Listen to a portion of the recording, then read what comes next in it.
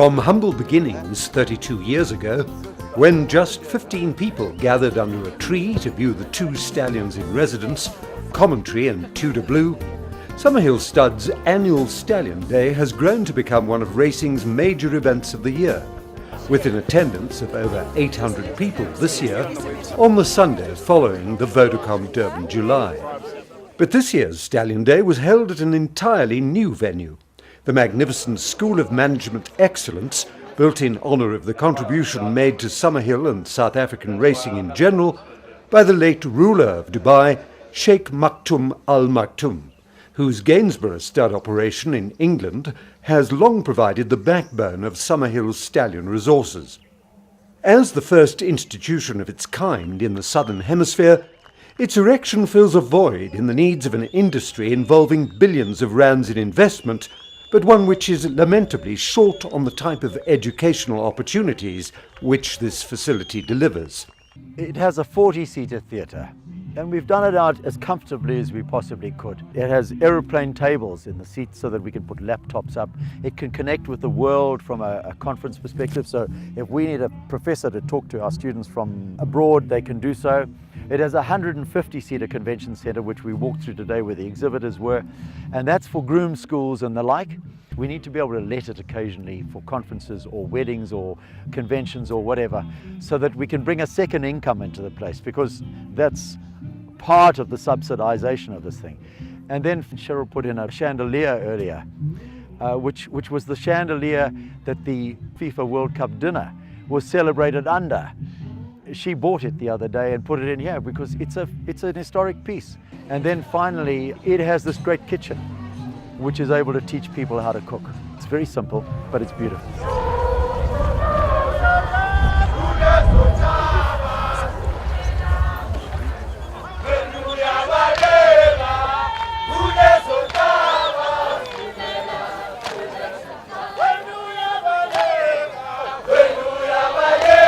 Before the official opening of the Al Maktoum Centre for Management Excellence, the day's entertainment began with a spectacular parade of staff, led by ponies ridden by children and grandchildren of staff members and Summerhill management, though one of them found the crowd's enthusiasm distinctly unnerving.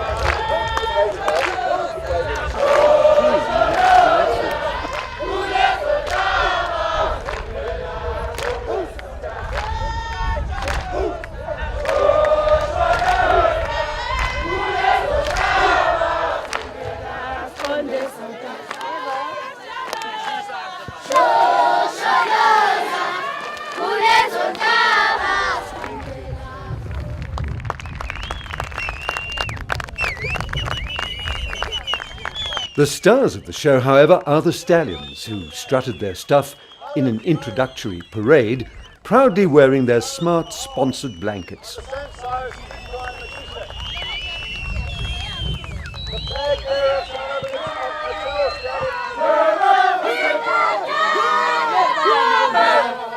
No Summerhill Stallion parade would be complete without a performance by the stud's well-travelled team of young Zulu dancers, which never fails to enthrall the crowd.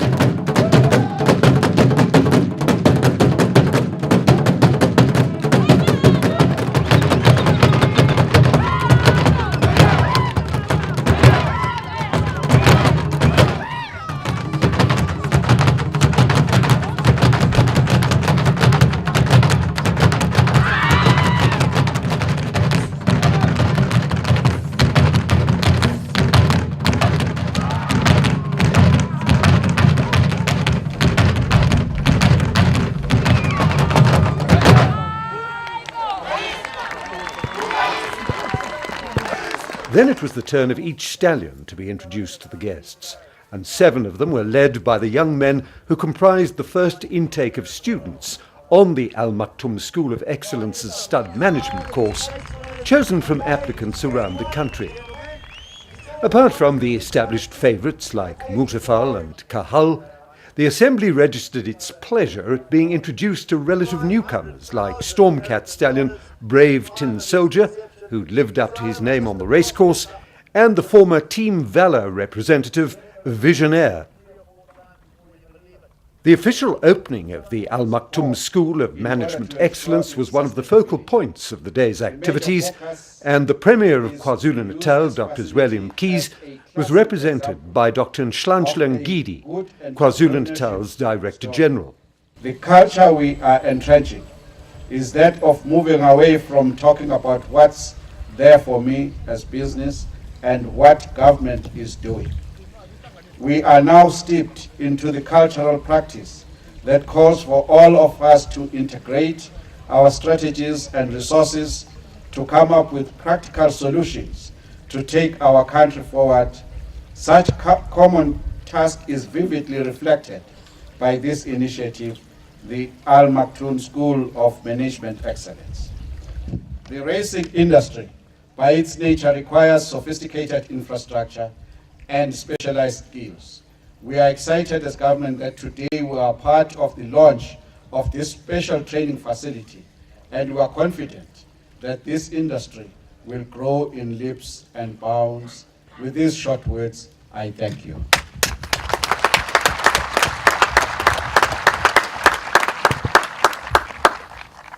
Thank you very much.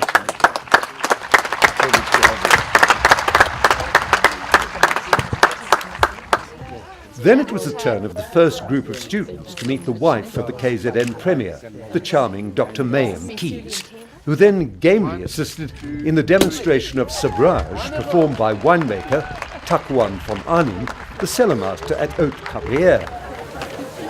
Seating 800 people for lunch is a feat in itself, but a wonderful meal was served in the marquees adjoining the new building, and the proceedings were punctuated by the awards made to major contributors to KwaZulu-Natal's tourism industry by the Land of Legends organisation represented by its chairman, Richard Bates. Judge Alan Maggid, a long-time friend of Summerhill and the racing industry, presented figurines made by Faith Burning's renowned Ardmore pottery to the Premier of KwaZulu-Natal, Dr. Zweli Mkhize, represented by his wife, and to the venerable wildlife conservationist, Dr. Ian Player. And I would just like to thank Mick today for that brilliant historical review of this province. But he just omitted one thing, and that was that, apart from the 84 years, and that is that the very first game reserves on this continent were proclaimed in this province. Good. In 1895. And they came about as a result of the white rhino, which was thought to be extinct, and then they found them in Umfolozi Game Reserve. So the white rhino, plus the government of Natal at that time, made sure that those game reserves, Umfolozi, Chihlui, Lake St. Lucia and AIC Mongolisa, were proclaimed. But the real tragedy now is that I'm sure many of you have seen that this ghastly poaching that is going on is seriously reducing our rhino. And imagine coming to KwaZulu-Natal and not being able to see the big five. But thank you, ladies and gentlemen, and thank you, Nick and Mrs. Cross, and thank all of you. This is a wonderful. You're really doing a fantastic job, and I'm only sorry that my brother wasn't here today, because I would like to say to him, this is the way you should do it.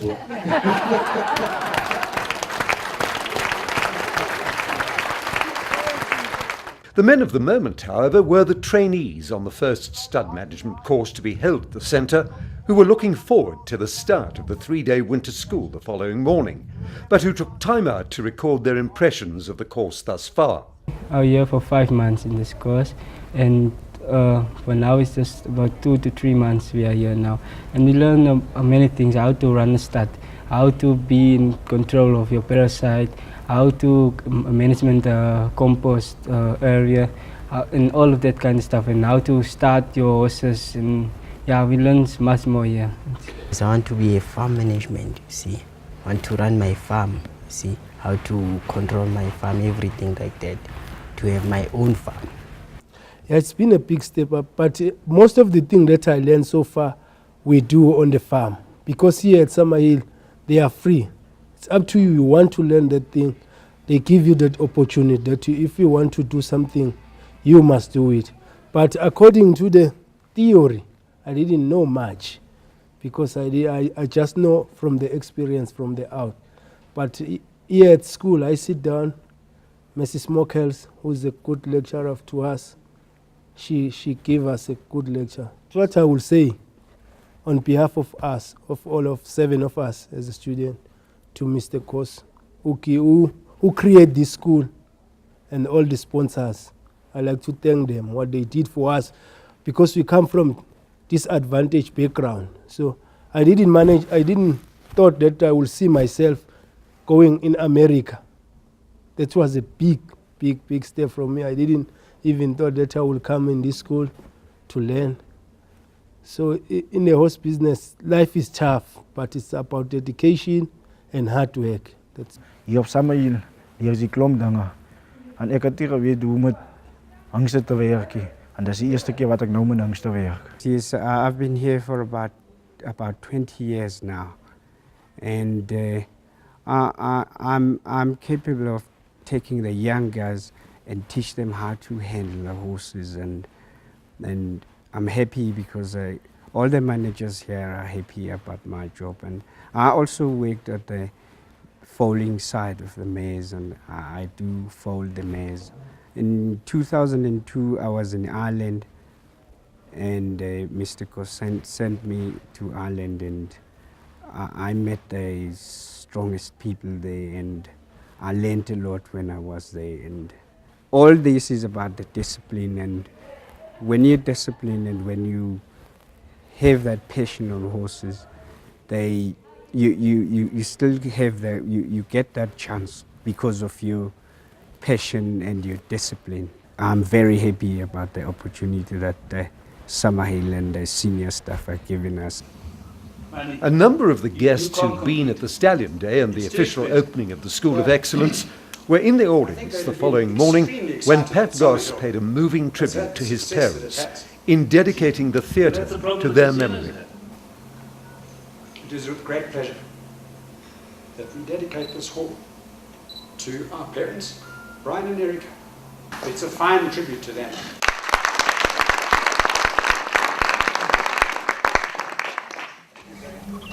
When Sheikh Maktoum died, he was the ruler of Dubai at the time, and he was here for us in those days when things were precarious in this country. He was a brown man, not a Group 1 citizen in this country, you know, and he put his hand up following a speech I made in England to the aristocracy, really, about the opportunities in South Africa. We just felt that we needed to honor him with something. When he died, he left everything to Sheikh Mohammed, the current ruler. And we were asked to make a proposal as to what should happen with the assets they had in this country. And the one proposal was carry on, because we were hoping that Sheikh Mohammed would pick up where he'd left off. As it happened, they decided that they wanted to be out of the horse game and they'd rather do something from a charitable angle. And I said to them, look, we have a junior school on this farm, we have a creche, we've got a mentorship school for our international scholarship recipients. Let's build a secondary school. They established a trust and some proceeds went into it, and they offered to lend us that money. And so we had the foundation of the cash that we needed to start. We didn't ever envisage anything of this magnitude. But I just thought to myself, you know, we can go and build a little rondavel and commemorate this man and put 20 students in it. But that is not appropriate for a man who was here and who was with us for 16 years. So I said, let's build him a monument. But let's leave a legacy, because racing and breeding has been wonderful to Cheryl and I. And these people on this farm have sweated, they've bled, and they've shed tears for us. And so we felt that they made the sacrifices in the difficult years, and this was a way to pay them back.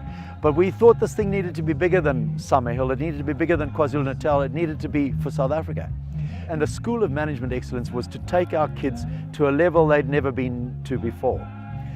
Racing belongs to the wealthiest of the wealthy in the world. That's the truth. And we just felt that in fairness to these kids, we should give them an opportunity to play at any level they chose, as long as they had the expertise to do so.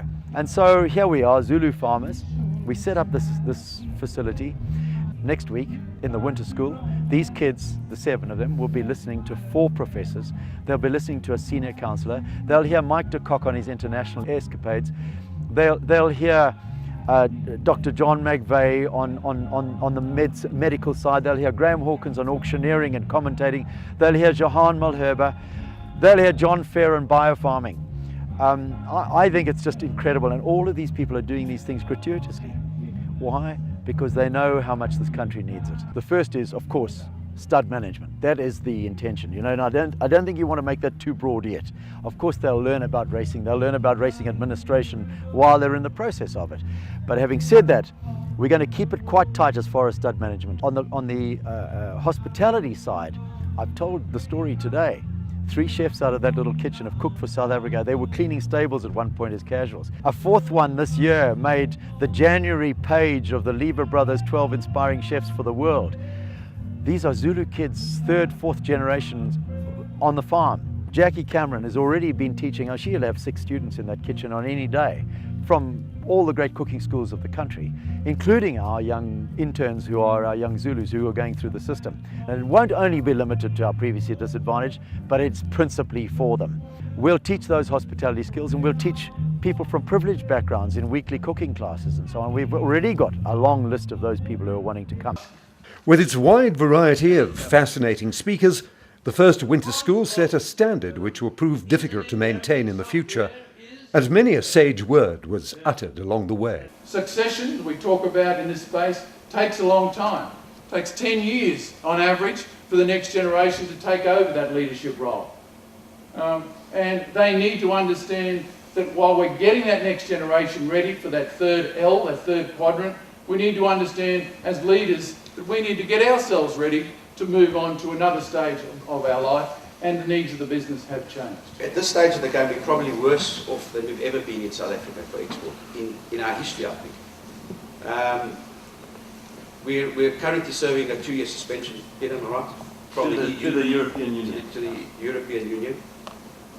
There's a lot of people doing a lot of things right in this country, science-wise. I think we are really bringing our part, but the requirements at the moment are, as they stand, is a 30-day isolation in South Africa, 90 days in Mauritius, 30 days in Europe, and then only into Dubai. Now, to put a horse through that is almost insanity. Plus, you're losing a lot of that horse's earning potential and career, number one. Every time you fly them and travel them, you run the risk of injury. But again, if you do 90 days in Mauritius, how is it that the EU will take you and yet Dubai won't? So in my opinion, Dubai has been very unfair with us. And there's no scientific reason why they are not taking us in directly from Mauritius even. The distinguishing feature of your industry is not the opportunity to gamble. There are much easier opportunities everywhere else. Casinos, even the financial markets, where the costs are lower, where the take of the house can be much lower than your take, because you've got to pay for the horses. So in fact, you've got to sell the magic of the horse. It's a sport where people have got to love watching horses. Just as we love watching rugby, we've got to love watching horses. We might bet on rugby, we might bet on horses, but the horse is the difference. And listening to the extraordinary Mike de Kock talking about the lousy business that horses are in England, I thought to myself, you know, that's because they love horses so much. Because there's a contradiction there, isn't there? They're prepared to invest for a lousy return.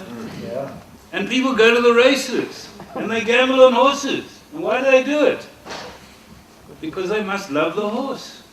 So you've got to pay for that love. And you've got to sell the love for the horse. And I must say, I do share it. Watching Igugu come through on Saturday, it was quite moving. You could sense it going down. How this horse really wanted to win, primed to win, and ran to win, and it was wonderful. Trawl for oil where it's been found before. To go and trawl the bottom end of the Australian market, which is what a lot of people do, and people are now doing the bottom end of the Brazilian market. It's absolute insanity. Your strike rate there is Group 1 winners from the lower end of the market is 0%. When is Wimbledon? It is in the first Saturday on the first Saturday of July. When is our July handicap? The first Saturday of July. When is the Met being run? The last Saturday in January. It's been so for as long as you can remember. Once you have that, you have a sport. Once you've got a sport, you develop a culture around it. That's what the English did. And they did it because they created the notion of classic races. In its final manifestation, the Maktoum School of Excellence has exceeded the highest expectations of the Summerhill team and will serve both the farm and the adjoining Hartford House in ways which honour the memory of its chief benefactor.